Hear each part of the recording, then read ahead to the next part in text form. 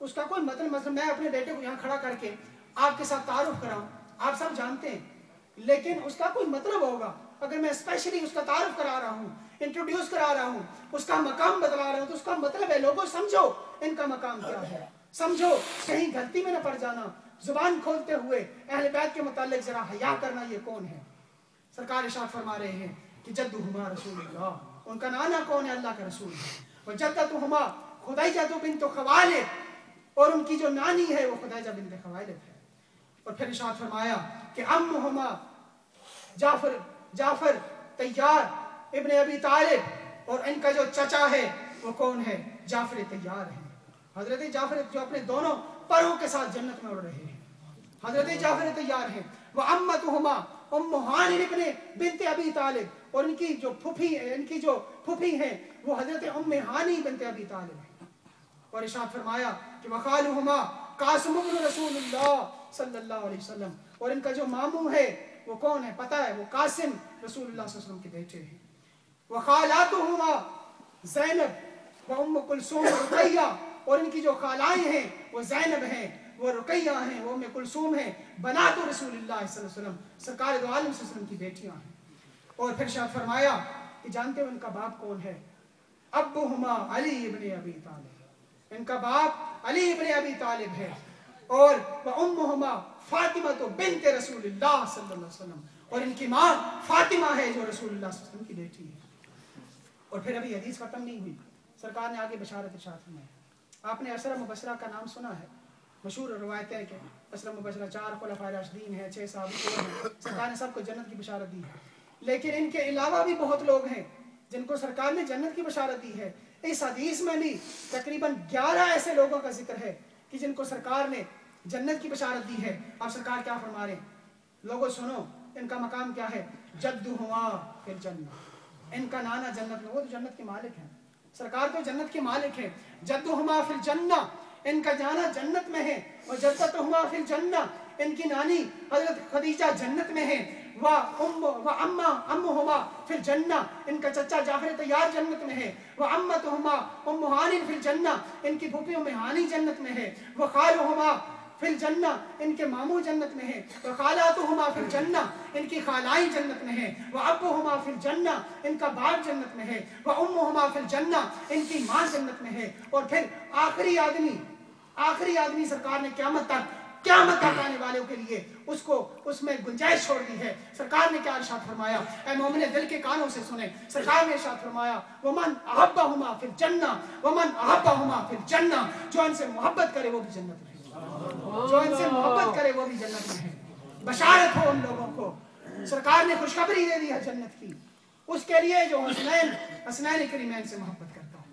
ومن احبہما فی الجنہ ومن احبہما فی الجنہ. سامعین محترم، وقت بہت مختصر ہے، یہ فضائل بہت طویل ہیں، پھر موقع ملا تو انشاءاللہ عرض کریں گے. In the last few minutes today, my dear brothers and respectable elders, we are discussing the most tragic event in the history of Islam, the event of Karbala. And today I'm making just one single point, and that is that why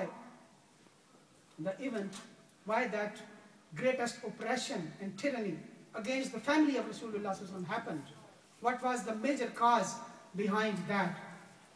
And the major cause behind that was, who were the opponents of Imam Hussain alayhi salam? His opponents were the companions of the companions. They had the company of Sahaba, but they made a grave mistake, a major mistake. Why? Because they forgot the message of Rasulullah sallallahu alaihi wasallam. They forgot the commandments of Rasulullah sallallahu alaihi wasallam, which he made about his family, about his kinsmen, about Imam Hassan alayhi salam and Imam Hussain alayhi salam.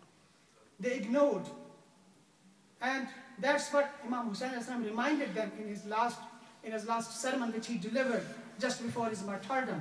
He told the people, "Oh people, why are you against me? Why are you intending to kill me? You don't know who am I. You know very well. You know who is my father, who is my mother. My mother is Fatima, who is the piece of Rasulullah sallallahu alaihi wasallam. Rasulullah said, Fatima is a piece of me. Fatima badatun minni. Fatima is a piece of me. Yubghiduni ma yubghiduha. Whatsoever pleases her pleases me. Wa yubsituni ma yubsituha. Whatsoever displeases her displeases me. And whatsoever pleases her pleases me. And Sayyidina Imam Hussain alayhi salam, he told the people that if you don't know who am I, ask Abu Sa'id Khudri, the companion of Rasulullah sallallahu alaihi wasallam. Ask Abu Zar Ghafari. Ask them who am I. They will tell you. But they didn't listen. And the only thing which they ignored was the status of Ahl Bayt al-Tahar, was the status of Imam Hassan alayhi salam and Imam Hussain alayhi salam, which they ignored. And Rasulullah sallallahu alayhi wa sallam said in many places in his traditions, Rasulullah reminded again and again about the rights of Ahl Bayt al-Tahar. And one of the hadiths which I would like to mention today, Rasulullah sallallahu alaihi wasallam said, and this hadith is narrated by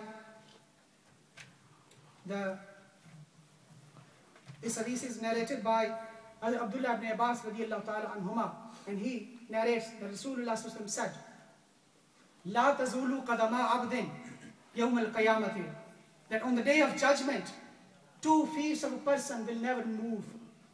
That a person, any person on the day of judgment cannot move until yus'alu an arba, until he has been asked about 4 things.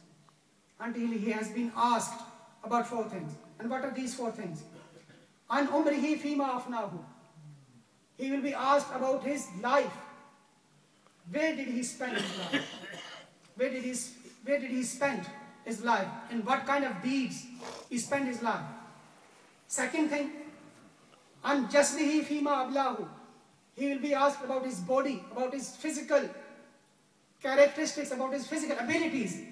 That where did he utilize his physical abilities? Where did he utilize, what kind of deeds he performed with his physical abilities? Third question he will be asked, وَعَنْ مَالِهِ فِيمَا أَنْفَقَهُ وَمِنْ أَيْنَ اِكْتَسَبَهُ. He will be asked about his wealth, his mal. That where did he spend his wealth, and where did he earn from? Did he earn from the lawful means? Did he earn his wealth from lawful means? And did he spend his wealth on lawful places, in lawful expenditures? And the 4th thing, which he will be asked on the day of judgment, and he will never move until he questions, until he answers this question on the day of judgment. Allah Almighty will ask, Rasulullah said, وَعَنْ حُبِّنَا أَهْلَ الْبَيْتِ, that Allah Almighty will ask about the love of Ahl Bayt al-Tahar. So this hadith sharif proves that the love of Ahl Bayt al-Tahar is not something optional, is not something voluntary, but this is from the necessities of being. This is something which will be questioned on the day of judgment, which will be asked about on the day of judgment.